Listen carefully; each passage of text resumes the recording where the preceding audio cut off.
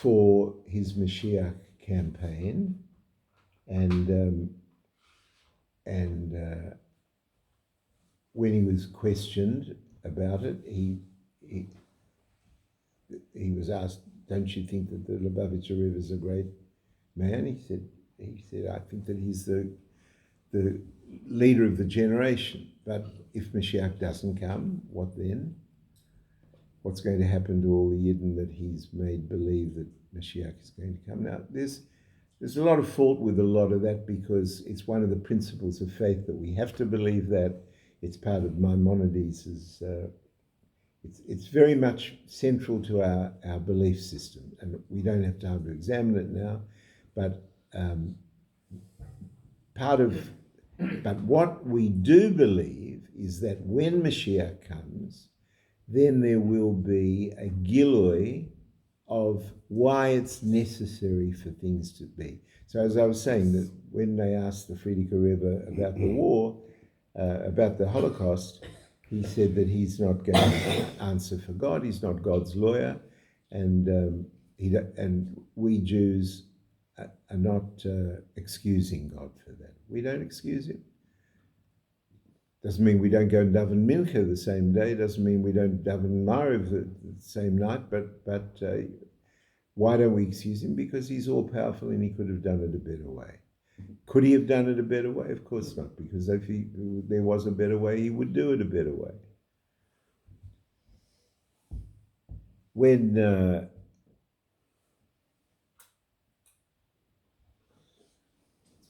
you told that you did a trial against. Yeah, that's right. It's a famous story.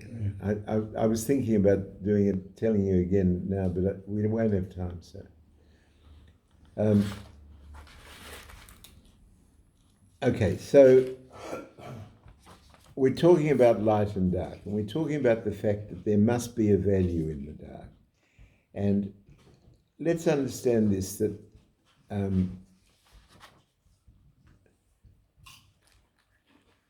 this VAYEITZEI, of going out, there are there are two different levels to this going out.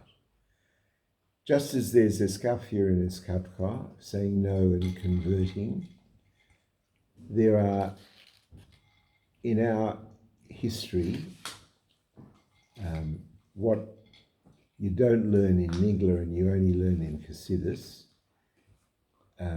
there's a difference to the service to the avoider of Avram and Yitzhak and of Yaakov. Avram and Yitzhak on the one hand, and Yaakov on the other hand. What?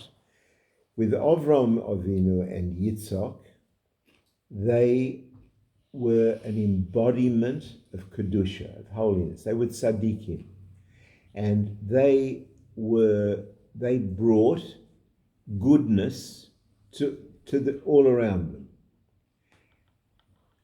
But the goodness that they brought all around them didn't change anything. Let me give you an example. Avram Avinu, everybody knows, he bought the cave of Machpelah from Bnei Ches. When he bought it from Bnei Ches, were the Bnei Ches any better afterwards? Did he make them any better? They respected him, they loved him, they admired him as a big tzaddik, but did he affect them in any way? No. Yitzhak dug wells. What does it mean that he dug wells? We learned a couple of weeks ago that he was teaching people to access their own value.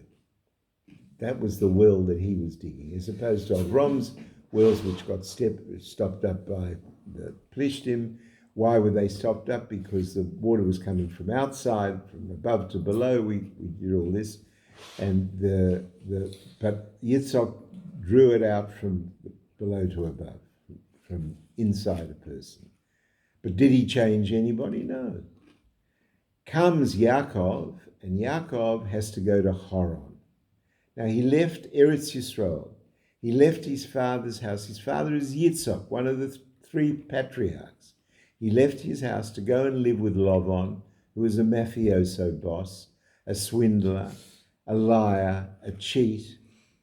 and lived in Cabramatta of Lidcom. Lidcombe, yeah, that's right. That's where, and he lived amongst them. But what did he do?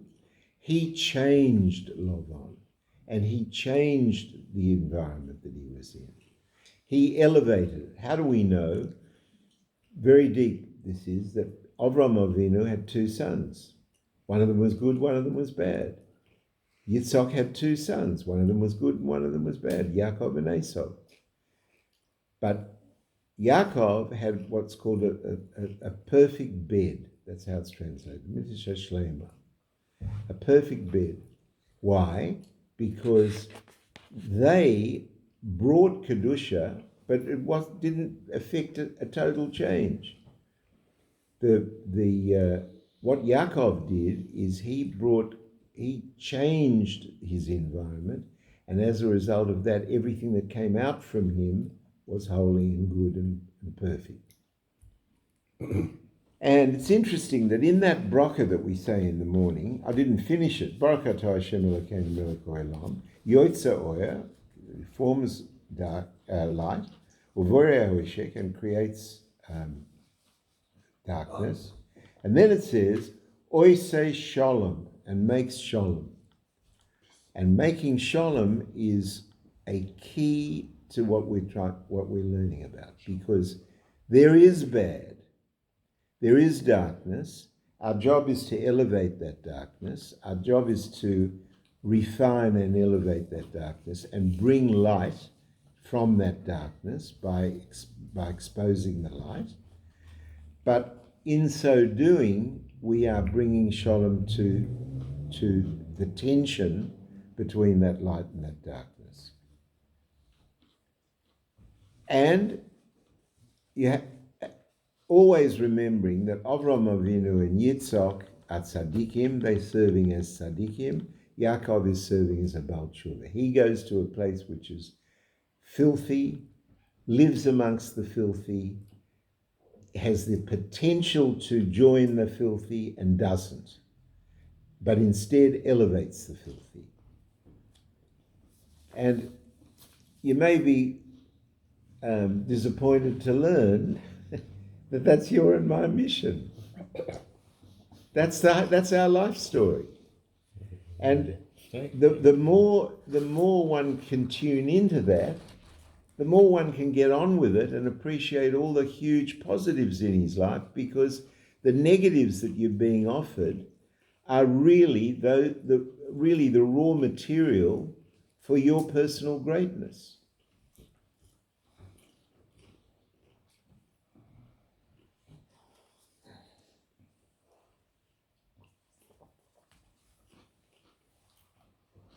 Now, there are some nuts and bolts in terms of being not too late. You've been doing it for years, Roman. Don't be silly. It says that it says a weird thing, and I need to explain this because it beggars belief. It says that when Yaakov ran away from home, he stayed in Shem's yeshiva for 14 years, was it? 12 years or 14 years? 14 years, and he didn't sleep. And then it says that when he was guarding the sheep, Lavan's sheep, for the 20 years, he didn't sleep. So before we deal with the implications of that, I just need to go through the physiology of it. Obviously, no person of intelligence is going to believe that a human being can travel for 34 years without sleep. So we have to define sleep. And I'll just explain this to you, that we have the following problem in Chabad. It's only a problem in Chabad. The mitzvah in Sukkot is to live in a sukkah 7 days. Mm-hmm. What's a sukkah? It's a temporary dwelling. and it has to have certain things halakhically. It can't have a roof other than the skach. You can't have the skach under something which doesn't let the rain in. And in most parts of the world, God has a sense of humor. And in Sukkot, you'll remember that every Sukkot that you can remember, it rains. Right? So you should know that mainstream Frum Yidden sleep in the Sukkah. They sleep in the Sukkah. The Frierdiker Rebbe did not sleep in the Sukkah, and nor did the Rebbeim before him. And there's a reason for that. We haven't got time for me to go through it with you. Basically, it is that Sukkah is a holy place, and they didn't want their minds to deviate from anything holy. It's much more complicated than that, but that's an oversimplification, because I just don't want to avoid it altogether. But what happened with the Rebbe? The Rebbe's father did sleep in the Sukkah. So here's the Rebbe with his father, who was a Torah genius, to such an extent that when he was in prison, when he was in exile, and he was imprisoned, his wife travelled to where he was and brought him berries, and from the berries he made ink and he put it on a stick, and he wrote a commentary on the Zohar, right, on Kabbalah, without a book. He wrote a commentary on word by word without a book, and we have it today. We have this. Anyway. It's now published so the Rebbe held by his father very seriously, but the Rebbe's Rebbe didn't sleep in the Sukkah. His father did. So the Rebbe went to the Sukkah and didn't sleep, but napped. So a sleep is defined as some number of minutes. I can't remember. I think it's 18. Don't hold me to it. I should have Googled it before the thing. But in Jewish law, there is an amount of time that you're asleep, in inverted commas, which doesn't count as a sleep, it counts as a nap. And so that's how I've had explained to me when I challenged that how can anybody go 14 years without sleep, but he napped, but not a good night's sleep. Not 10:30 to bed, 6:30 to wake up. No toilet breaks. 1 hour sleep, like a little rest for an hour. It was. I think it's about 18 minutes. I can't remember. Okay, so it says that he didn't sleep all that period of time. Now, why didn't he sleep? So in the yeshiva of Shem and Ava, we understand it. He was learning. So if you're learning Torah, you're not going to sleep. But what about when he was watching Lovon's flocks? So it's explained that Lovon, when he came to Lovon said to him like this. He said, look, let's get something clear. You're a holy guy, no question about it. Terrific. I'm in awe of it, but I'm not religious, and I'm telling you that in relation to the holy stuff in the house with my daughters, you can do what you like.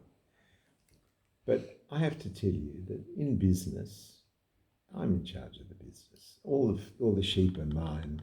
That's what he says. He says, my children are mine. He said, you have to live in this world. And in this world, in business, you have to cheat a bit, you have to lie a bit, you have to embellish a bit, you have to do this a bit. I know what I'm doing in there, and you've got to listen to me in that. So it says that the reason that Yaakov didn't sleep in Lavan's house was that he was constantly on the watch for being seduced into this lower form of thinking, which is which is and this is very deep, because when he was in the yeshiva of Shem and Ava, there was no temptation. He didn't sleep not because of temptation. He didn't sleep because he was learning Torah. But when he's with Lovon, he didn't sleep not because he was learning Torah, but because he was concerned that he would give in to the negatives.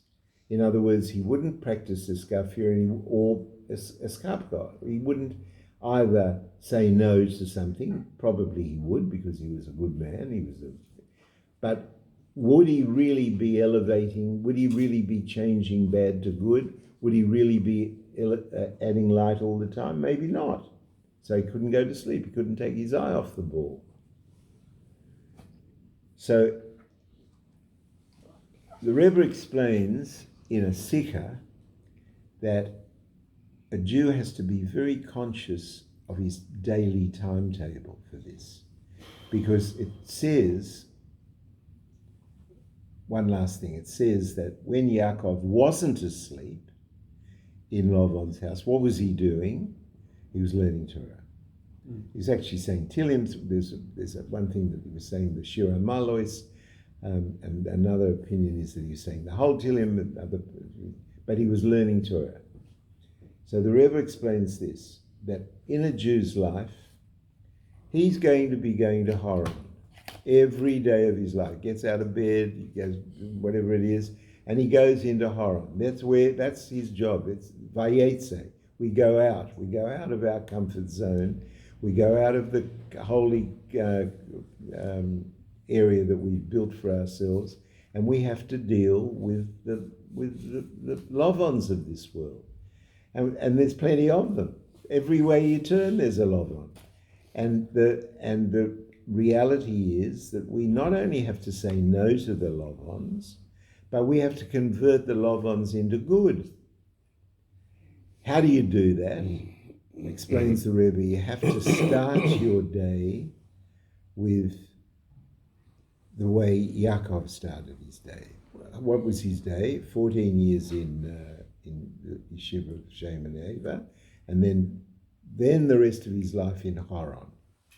But to be in Haran and be successful, you need the time learning Torah. So it's very important for a Jew to learn that when he gets out of bed, he says Moedeani, and then he washes Nagel Wasser, and then he goes to shul and learns a bit of Torah, and then he davens, and after he davens, then he comes home and has his breakfast and starts his day.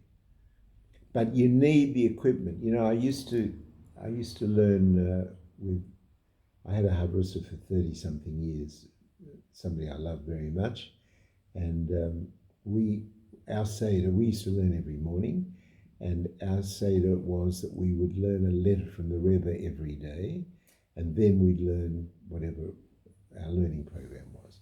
And I can tell you that letter that we used to learn from the Rebbe every day was a tonic. It just made a difference to the day. I can't think of a better word than a tonic. Or it's inspirational. Yes, it adjusted a perspective. It was what's an example I can give? I'll give you an example. We're talking about it at the Shabbos table, just for 5 seconds, just to give you an idea. A guy writes into the Rebbe, he's the headmaster of a school, and they brought a kid who was in jail or in some negative circumstance, and they wanted the Hanhola them to take the child, right? And he didn't want to. Why? Because he thought that the kid was going to ruin the school, ruin the other kids. So he wrote into the Rebbe and said, what should he do? So the Rebbe always gave a summary of the question. You write concerning this boy, and so he says that the Rebbe says the answer is it depends who is the mashpia and who is the makubal, who is the one influencing and who's the one receiving. If the boy is going to negatively influence the school, you shouldn't take him. If the school is going to positively do the boy, you should take him. And then the Rebbe says this. And if you fail, this is how the Rebbe said, if you fail that the boy isn't influenced to the good by the school, then you shouldn't take him. Right? Now you read a letter like that, and you think differently. You just think differently. I'll give you another example. We had, I might have given this example here, or maybe it was to the boys with the Fabringen.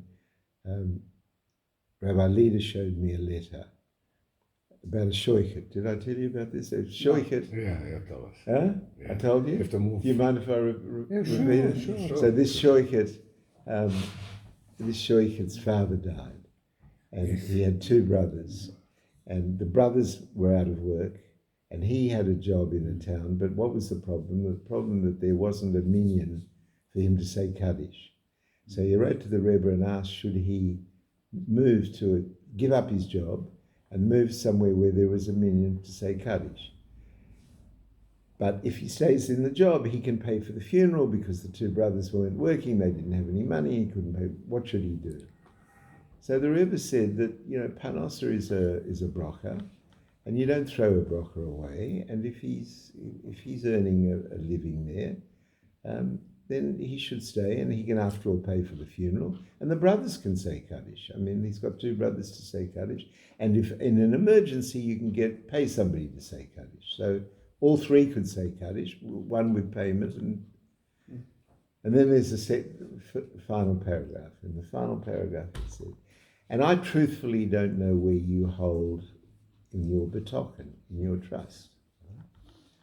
But if your betochen is strong enough, then you will move, and you will know that Hashem, if he could feed you there, he'll feed you here as well.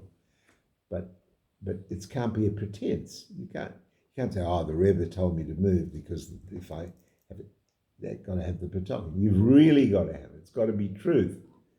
So you read a letter like that every day, you approach your day differently. And there are plenty of letters in English, so if you think I'm plugging this, you're right. Anyway, so we have to finish. Let me just say this. So we're talking about VAYEITZEI. We're talking about leaving a comfort zone. You're talking about leaving that which Hashem has given you as a starting kit. Your level of health, your level of wealth, your level of height, your level of weight, and you have to do better than you're born with. Because if you don't do better than you're born with, you're an animal. And you can live your life as an animal, fine. There's no punishment for that. But you're living your life with a black and white television screen, not a colored television screen. And the greatest success comes from the greatest darkness. So Yaakov isn't sent to some halfway house. He's sent to Haran, which is what did we say it was? With Lakemba. Lakemba. It's got to be real Lakemba. It's got to be. Not good for the videos. Huh? It's good for a video. Don't worry about that. They're not going to watch that. What do you worry about? I don't worry. And one last thing. There are two ways you can go VAYEITZEI. Two ways you can go out. You can live a holy life and go out to get people who are not living a holy life and bring them in. Or you can live outside, as a Baal Tshuva does, and learn to find your way in. And the tzaddik lives in with the vomit on the table and is never going to be tempted. And he goes out to find people and to be an example to them. But the Baal Tshuva is Yaakov. The Baal Tshuva is the one who is living in Cabramatta, Lakemba, wherever it is that we've agreed. And he is, notwithstanding where he is turning that into Gan Eden, into both is going out, both is leaving a comfort zone, but one is leaving a comfort zone of one way and the other is the other way. One is the way of the tzaddik, one is the way of the Baal Tshuva. And the way of the Baal Tshuva, we learn, is preferable. So, that's it. One question. Yeah. We know that he went, Yaakov went out of home. In 14 years, he studied at the yeshiva of Shem for 14 years. Can we describe what he studied? Yeah. What? Studied Story wasn't given that time Okay, yet. so the answer to that is that Talmud? no, the Talmud wasn't given that. Talmud's much later than the written Torah. We learn that the Avos learned Torah Kula, the whole Torah, but in its spiritual essence. Let me give you an example. Tefillin. Let's say we talk about tefillin. You put tefillin on your arm and you put tefillin on your head. Why? Because it's a mitzvah. So the first level is you do it because you're obedient. You're a Jew. We have a mitzvah to do it, so we do it. Second level is to inquire why. What's the reason for the mitzvah?